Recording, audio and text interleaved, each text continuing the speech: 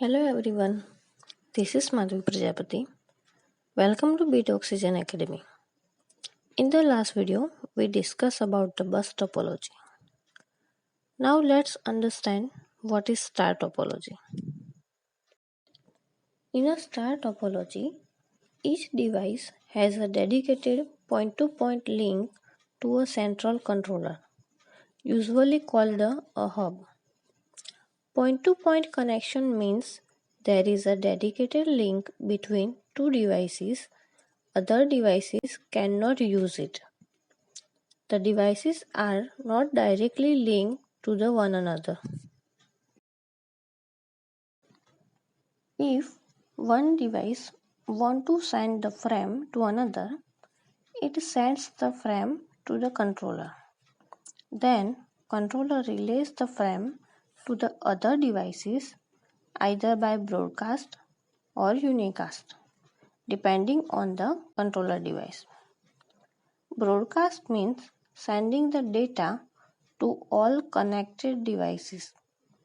Hub uses broadcast, which device's MAC address matched with destination address in a frame accept the data. But in a broadcast, traffic problem is there. Unicast means sending the data to only destination device. Switch uses unicast. Switch has a table in which MAC address and its ports through which it connected is stored. Based on this switch table, frame will be traveled by matching MAC addresses. Now let's see the advantages of it. In star topology, centralized controller is used, so management of the network is centralized by hub or controller. If any one computer fails, the rest of the network works normally. So it has good fault tolerance. So if any cable fails, not whole network fails. If we want to add any device, we need only one cable and input-output points. So star topology is easy to modify without disturbing the rest of the network. Because of these factors, it is easy to diagnose the network problems.